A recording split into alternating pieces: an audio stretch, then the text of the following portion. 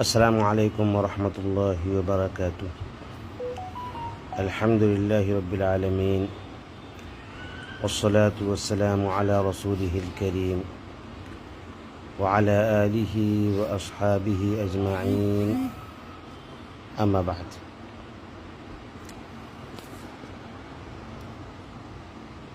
فاعوذ باللہ من الشیطان الرجیم، بسم اللہ الرحمن الرحیم۔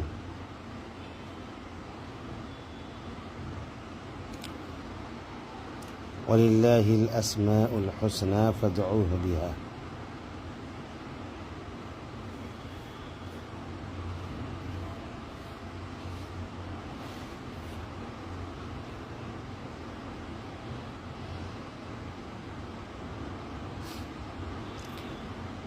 رب اشرح لي صدري ويسر لي أمري واحلل عقدة من لساني يفقهوا قولي، رب زدنی علما۔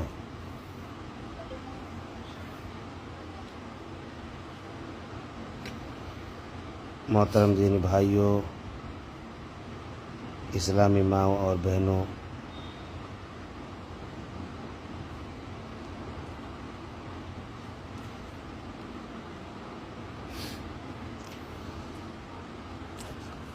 فقہ الاسماء الحسنى یہ ہمارا ابھی موضوع چل رہا ہے۔ اسماء الحسنى کی معرفت، یہ اس کی سمجھ یا اس کے معنی و مفہوم کی جانکاری۔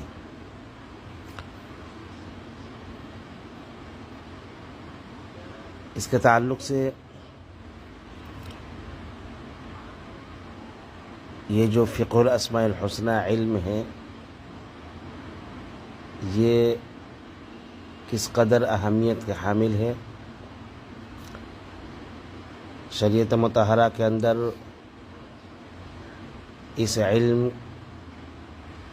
کا شرف اور اس کا مقام و مرتبہ کیا ہے، پھر ہمیں اسماء و صفات کی معرفت کس قدر ہونی چاہیے اور کس قدر ضرورت ہے، اس سے پہلے درس میں بیان ہو چکا ہے۔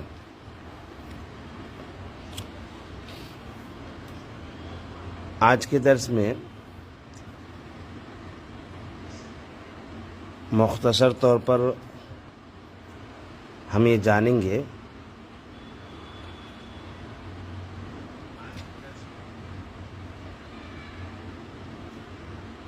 کہ اسماء و صفات کے تعلق سے اہل السنہ والجماعہ کا عقیدہ کیا ہے۔ عقائد کے مسئلے میں اہل السنہ والجماعہ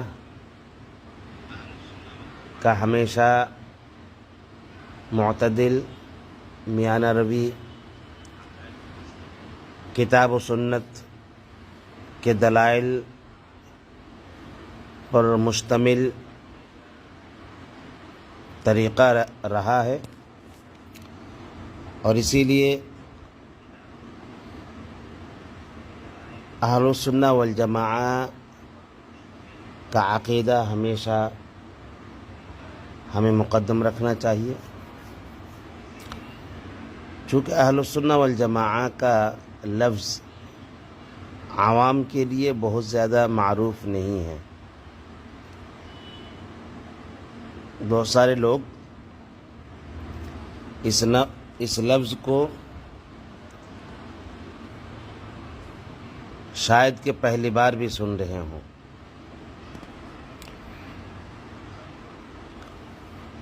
اہل السنہ والجماعہ کا لفظ جو ہے،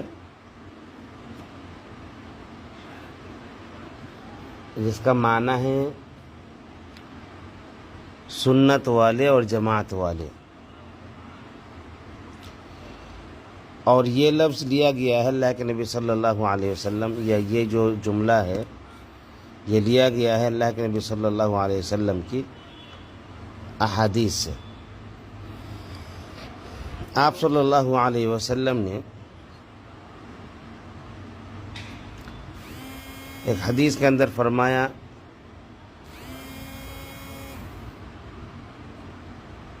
علیکم بسنتی، میرے سنت کو تم لازم پکڑو۔ تو اس سے اہل السنہ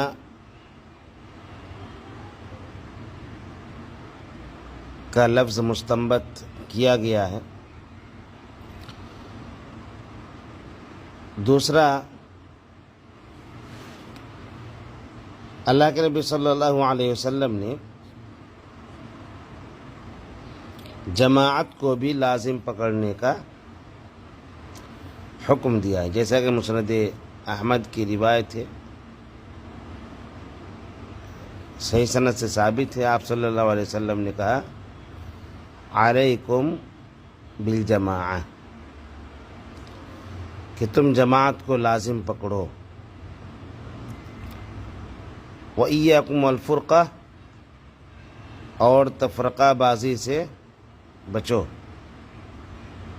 تو اللہ کے نبی صلی اللہ علیہ وسلم نے جماعت کو لازم پکڑنے کا حکم دیا ہے۔ قرآن کے اندر اگر دیکھیں تو قرآن میں جماعت بن کے رہنے اور جماعت کو لازم پکڑنے کا اشارتاً ذکر کیا ہے، جیسا کہ اللہ رب العالمین نے فرمایا وَكَذَلِكَ جَعَلْنَاكُمْ أُمَّةً وَسَطًا، اور اسی طرح ہم نے تمہیں امت وسط بنایا ہے، معتدل امت، ایسی امت جو اعتدال پر قائم ہے، جو غلو سے بچے اور جو تقصیر یعنی کوتاہی سے بچے۔ تو اس طرح سے اللہ کے نبی صلی اللہ علیہ وسلم نے ایک حدیث کے اندر سنت کو لازم پکڑنے کے لیے کہا، اور ایک دوسرے حدیث کے اندر جماعت کو لازم پکڑنے کے لیے کہا۔ سنت وہ ہے جو احادیث جو صحیح ہو اس کے ذریعے سے ثابت ہو، اور جماعت وہ ہے جو کتاب و سنت پر رہنے والے لوگ ہیں۔ جماعت کا یہ مطلب نہیں ہے کہ جس طرف لوگوں کی تعداد زیادہ ہو وہ جماعت ہے، یہ مفہوم نہیں ہے، بلکہ حق پر قائم رہنے والا اگر ایک شخص بھی ہے تو بھی وہ جماعت میں اس کو جماعت کہا جائے گا۔ ایسا ہو سکتا ہے کہ کبھی باطل راستے پر 10 لوگ ہوں اور حق پر ایک ہی ہے، تو باطل بھی کہے کہ ہم حق پر ہیں، اور جو حق پر ہے وہ بھی کہے کہ ہم حق پر ہیں، تو کتاب و سنت پر جو بھی جمع رہے گا، جو بھی جماعت کتاب و سنت پر قائم رہے گی اسے جماعت کہی جائے گی، اگرچہ کہ تعداد مختصر ہی کیوں نہ ہو۔ یہ اصل جماعت کی پہچان ہے۔ جماعت میں اولاً صحابہ کرام داخل ہیں، اور اس کے بعد پھر صحابہ کرام کے جو بعد تابعین ہیں وہ تبع تابعین، اور پھر ہر دور میں جو کتاب و سنت کی بالادستی کے لیے اس پر عمل پیرا رہتے ہیں اور کتاب و سنت ہی سے مسئلہ مستنبط کرتے ہیں، کتاب و سنت ہی کو اپنا مصدر سمجھتے ہیں،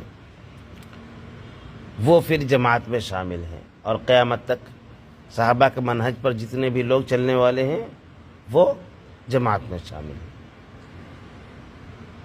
تو اہل السنہ والجماعہ کی اصطلاح کی ضرورت کیوں پڑی؟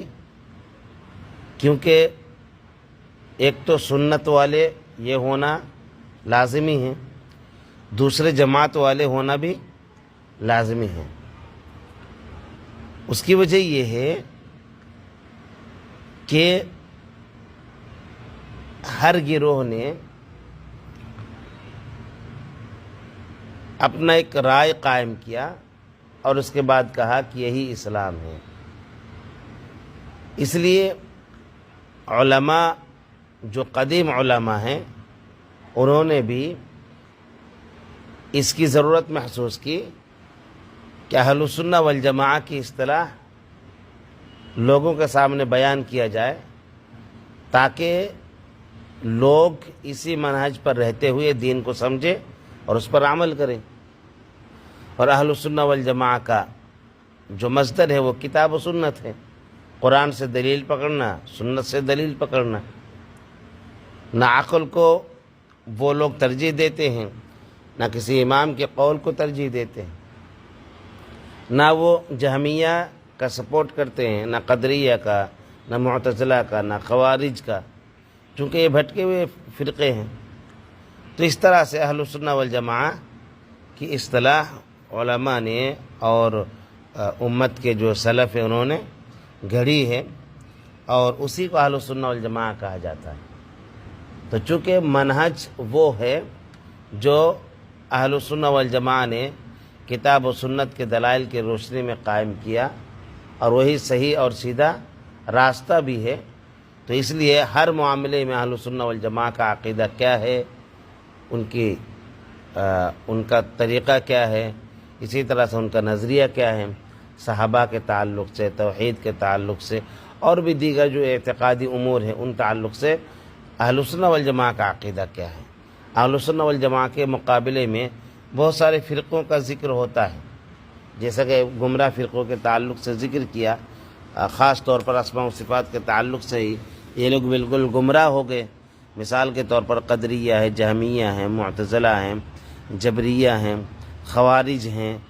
تو یہ وہ لوگ ہیں جو اسماء و صفات کے تعلق سے ایسی باتیں کہی جو کتاب و سنت کے بالکل بالخلاف ہے، اور ایسی چیزیں ان لوگوں نے اسماء و صفات کے تعلق سے تحریف کے طور پر کہی کہ جو کہ واقعی معنوں میں صریح کتاب و سنت کے خلاف ہے۔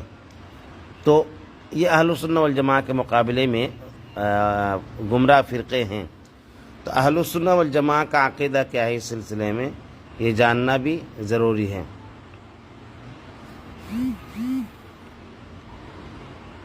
سب سے پہلے تو اہل السنہ والجماعہ اللہ رب العالمین کے اسماء و صفات کو توقیفی مانتے ہیں۔ توقیفی کیا ہے؟ یعنی جو قرآن سے ثابت ہے اور جو سنت سے ثابت ہے اسے توقیفی بولتے ہیں۔ اہل السنہ والجماعہ کا عقیدہ یہ ہے کہ اللہ رب العالمین کی جو بھی اسماء و صفات ہیں وہ سب کے سب کیا ہے؟ توقیفی ہے۔ انسان اپنی طرف سے سوچ کے گڑھ کے کوئی لفظ اللہ کے لیے نہیں بول سکتا ہے، اپنی طرف سے گڑھ کے اللہ رب العالمین کا کوئی صفت نام نہیں رکھ سکتا ہے، بلکہ جو کچھ بھی اللہ تعالیٰ کے اسم و صفات ہے یا تو وہ قرآن کے اندر ثابت ہے یا پھر اللہ کے نبی صلی اللہ علیہ وسلم کی سنت سے ثابت ہے، اس کو کہتے توقیفی۔ جیسے عبادت کے بارے میں کہا جاتا ہے کہ عبادت کیا ہے؟ توقیفی ہے۔ جب عبادت توقیفی ہے کا مطلب کیا ہے؟ کہ عبادت وہی درست ہے جو اللہ کے نبی صلی اللہ علیہ وسلم سے ثابت ہے۔ اگر اللہ کے نبی صلی اللہ علیہ وسلم سے ثابت نہیں ہے تو وہ عبادت نہیں ہے۔ توقیف یعنی جو موقوف ہو گیا ہو، رک گیا ہو، اور وہ چیز کہاں جا کے رک گئی ہو؟ کتاب و سنت میں جا کے، یعنی کتاب و سنت کے علاوہ کہیں اور اس کا راستہ نہیں ہے۔ تو سب سے پہلے تو اہل السنہ والجماعہ کا عقیدہ ہے کہ یہ جو اسماء و صفات ہے وہ سب کے سب کیا ہے؟ توقیفی ہے، یعنی وہ جو کتاب اللہ میں ہے اور سنت رسول میں ہے تو وہی ثابت مانتے، اس کے علاوہ کسی اور چیز کو ثابت نہیں مانتے۔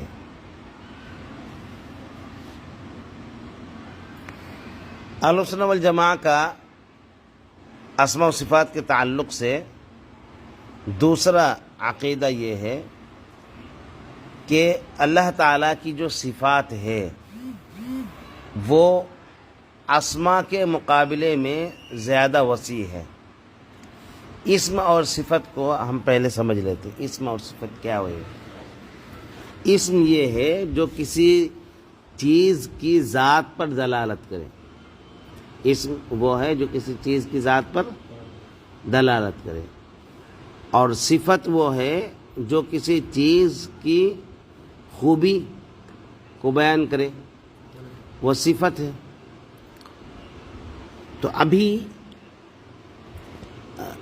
اللہ رب العالمین کے کچھ اسماء ہیں اور کچھ صفتیں ہیں۔ مثال کے طور پر اللہ رب العالمین کا جو صفتی نام ہے وہ ہے رحیم، رحمان، خالق۔ تو یہ بذات خود اللہ تعالیٰ کی ذات پر بولا گیا ایک لفظ ہے جو کتاب و سنت کے اندر وارد ہے کہ اللہ رب العالمین کی ذات کی پہچان ہوتی ہے۔ خالق کہنے سے اللہ رب العالمین کی ذات کی پہچان ہوتی ہے۔ تو اس طرح کے جتنے بھی اسماء ہیں اللہ رب العالمین کے، تو اس کے کچھ نہ کچھ صفت ضرور ہے، اسماء کی صفت ضرور ہے۔ لیکن جہاں تک اللہ تعالیٰ کی صفت ہے، جو اللہ تعالیٰ کی خوبی کی بات ہے، تو ہم اس کو کاؤنٹ ہی نہیں کر سکتے، اس کو گن ہی نہیں سکتے۔ اسم کا معاملہ کیا ہے؟ اسم وہ ہے جس کے اندر صفت پایا جاتا، اسم وہ ہے جس کے اندر صفت پایا جاتا، اور صفت وہ ہے، کوئی ضروری نہیں کہ اسم پایا جائے گا۔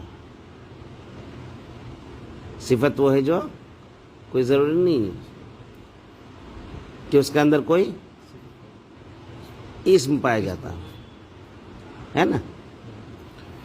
تو اللہ رب العالمین کے جو اسماء ہیں، تو اللہ کے اسماء کے مقابلے میں اللہ تعالیٰ کی صفات نہایت وسیع ہے۔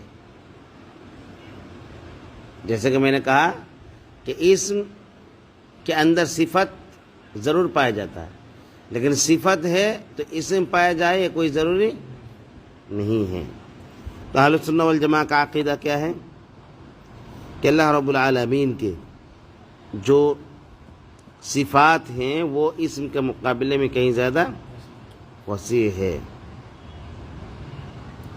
اسی طرح سے اہل سنت والجماعہ کا عقیدہ ہے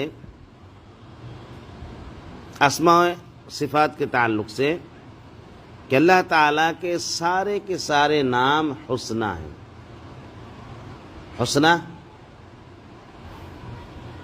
کا اچھے نام ہیں، کہتے ہیں نا وَلِلَّهِ الْأَسْمَاءُ الْحُسْنَى۔ حسنی کے تعلق سے بھی ہم سمجھ لیتے ہیں پہلے کہ حسنی کیا ہے۔ وَلِلَّهِ الْأَسْمَاءُ الْحُسْنَى، اور اللہ کے لیے بہترین نام ہیں، بہترین نام ہیں۔ تو اللہ کے جتنے بھی نام ہیں وہ سب حسنی ہیں۔ حسنی کیا ہے؟ حسنی اس میں تفضیل ہے۔ حسنی جو ہے اس میں تفضیل۔ اب اس میں تفضیل کیا ہے وہ بھی سمجھ لیتے ہیں۔ جیسے جو لوگ انگلش جانتے ہیں وہ ڈگری جانتے ہیں۔ ڈگری کیا ہے؟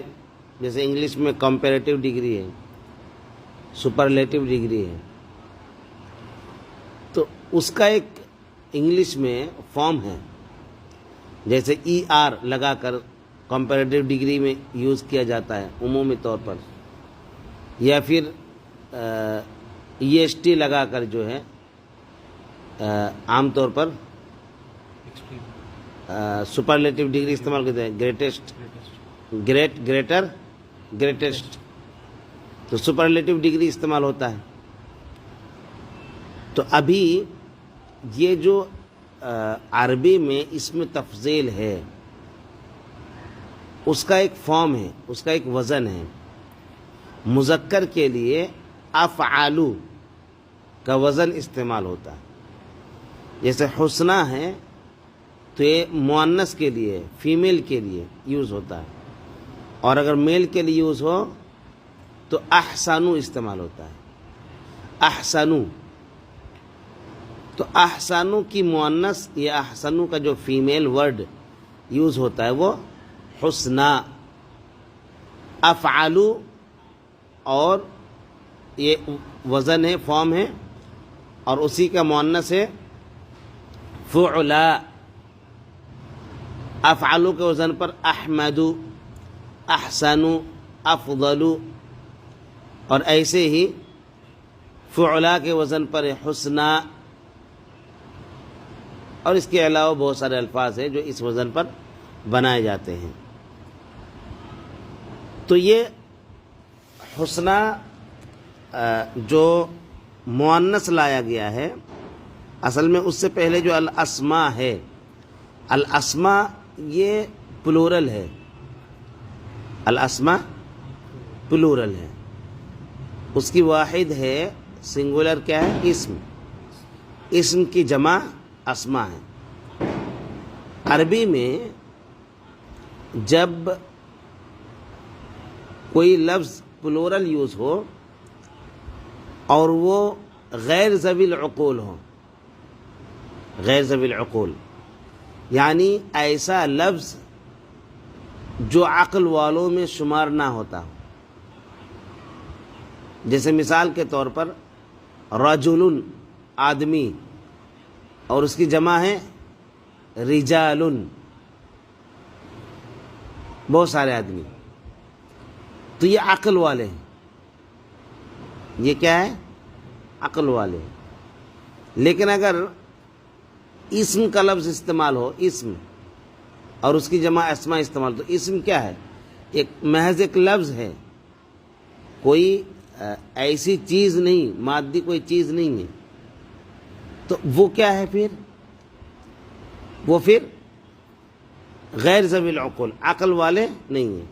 ऐसी समावात का लफ्ज़ है, समाउन आसमान, और समावात कई सारे आसमान, तो वो भी क्या है, गैर ज़वील उक़ूल है, यानी अक़ल वाले नहीं हैं। तो जब प्लूरल यूज़ हो और अक़ल वाले ना हों तो उसके लिए फीमेल सिंगुलर का वर्ड यूज़ होता है, फीमेल सिंगुलर का।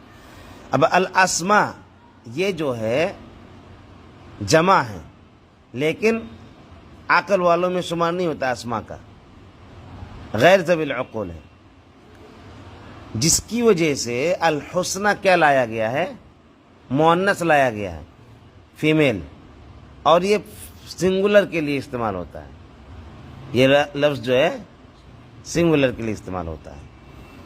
तो हुस्ना का जो असल माना है वो है सबसे बेहतरीन, सबसे बेहतरीन। सुपरलेटिव डिग्री, सुपरलेटिव में क्या होता है, यानी कोई चीज़ या कोई शख्स उस जगह पर होता है जहाँ कोई नहीं होता है, सबसे आला, सबसे बुलंद। तो गोया कि अल्लाह ताला के बेहतरीन नाम है, मतलब अल्लाह रब्बुल आलमीन के नाम वो है जिसके अंदर इस कदर हुस्न है कि उस हुस्न तक कोई भी नहीं पहुंच सकता, इस कदर हसीन है, इस कदर खूबसूरत है, इस कदर उसके अंदर मानवियत है, या इस कदर कमाल है कि उस तक कोई भी चीज़ नहीं पहुंच सकते। इसलिए अल हुस्ना ये सुपरलेटिव डिग्री यूज़ हुआ है, यानी अल्लाह ताला के नाम ही सबसे बेहतर है, उससे बेहतर कोई नाम नहीं है। तो कहा कि अहलुस्सुन्ना वल जमा का जो अक़ीदा है وہ عقیدہ یہ ہے کہ اللہ تعالیٰ کے سارے نام حسنی ہیں، یعنی بہترین ہیں۔ قرآن کے اندر اللہ رب العالمین نے خود یہ لفظ استعمال کیے، وَلِلَّهِ الْأَسْمَاءُ الْحُسْنَى فَادْعُوهُ بِهَا، اور اللہ ہی کے لیے ہے بہترین نام، لہذا اس کو پکارو انہی ناموں کے ذریعے سے۔ اسی طرح سے یہ سورہ اعراف کی آیت ہے۔ سورہ بنی اسرائیل کے اندر اللہ تعالیٰ نے فرمایا قُلِ ادْعُوا اللَّهَ أَوِ ادْعُوا الرَّحْمَنَ أَيَّمَّا تَدْعُوا فَلَهُ الْأَسْمَاءُ الْحُسْنَى، آپ کہیے چاہے اللہ کو پکارو یا رحمان کو پکارو، جس نام سے بھی اس کو پکارو تو اس کے لیے ہے بہترین نام، اس کے لیے ہے بہترین نام، فَلَهُ الْأَسْمَاءُ الْحُسْنَى۔ اسی طرح سے سورہ طٰہٰ کے اندر اللہ رب العالمین نے فرمایا اللہ لا الہ الا هو لہ الاسماء الحسنى، اور اللہ جس کے علاوہ کوئی حقیقی معبود نہیں، اس کے لیے بہترین نام ہے، اسماء حسنہ ہیں۔ اسی طرح سے سورہ حشر کے اندر اللہ رب العالمین نے فرمایا هو اللہ الخالق البارئ المصور لہ الاسماء الحسنى،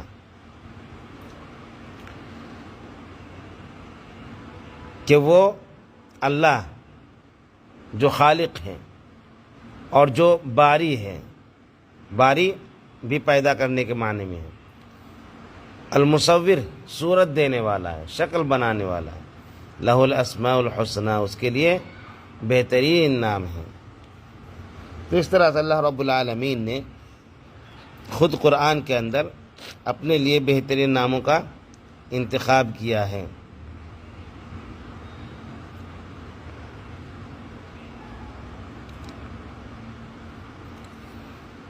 اہل سنہ والجماعہ کا عقیدہ اسماء و صفات کے تعلق سے یہ بھی ہے کہ اسماء و صفات لا تعداد ہیں، ان گنت، اس کی کوئی گنتی نہیں ہے، اور حدیث کے اندر جو اللہ رب العالمین کے 99 نام کی بات ہے تو یہ حصر کے طور پر نہیں ہے، حصر یعنی 99 نام کہا گیا لیکن محدود نہیں ہے، 99 نام وہ ہے جو ہمیں بتایا گیا، لیکن جو نہیں بتایا گیا اس کا مطلب ہے کہ وہ نہیں ہے۔ ایک قاعدہ ہے کہ عدم ذکر سے عدم وجود لازم نہیں آتا ہے، کسی چیز کا اگر ذکر نہیں ہوا ہے تو اس کا یہ مطلب نہیں ہے کہ وہ چیز ہے ہی نہیں۔ کسی نے کسی چیز کا ذکر نہیں کیا، اس سے آپ یہ نہیں کہہ سکتے وہ چیز ہے ہی نہیں، انہوں نے ذکر نہیں کیا، لیکن ذکر نہ کرنے سے اس چیز کے نہ ہونے کی دلیل نہیں بنتی ہے۔ تو عدم ذکر سے عدم وجود لازم نہیں آتا ہے۔ تو اللہ رب العالمین کے جو بھی نام ہیں وہ جتنا بتایا گیا ہے اس کے علاوہ اور بھی بے شمار نام ہیں جو ہمیں نہیں معلوم ہیں۔ تو اللہ تعالیٰ کے اسماء و صفات کو اہل السنہ والجماعہ لا تعداد مانتے ہیں، جس کی کوئی کاؤنٹنگ نہیں ہے ہمارے پاس کہ اتنے ہی ہیں، اس کے علاوہ اور نہیں ہیں۔ تو یہ مختصر طور پر اہل السنہ والجماعہ کا عقیدہ اسماء و صفات کے تعلق سے ہے۔ اسماء و صفات کے تعلق سے اور بھی بنیادی کچھ اصولی باتیں ہیں، انشاءاللہ اگلے دروس کے اندر وہ باتیں آپ کے سامنے رکھی جائیں گی۔ اللہ سبحانہ و تعالیٰ سے دعا ہے کہ اللہ تعالیٰ ہمیں کتاب و سنت کے مطابق اللہ تعالیٰ کی معرفت حاصل کرنے کی توفیق عطا فرمائے، اور اس کی معرفت کے جو تقاضے ہیں کہ اللہ رب العالمین کی کما حق و عبادت کرنا، تو اللہ تعالیٰ ہمیں اس کی کما حق و عبادت کرنے کی توفیق عطا فرمائے۔ آمین وآخر دعوانا الحمدللہ رب العالمین۔ سبحانک اللہم و بحمدک اشہد ان لا الہ الا انت استغفرک واتوب الیک۔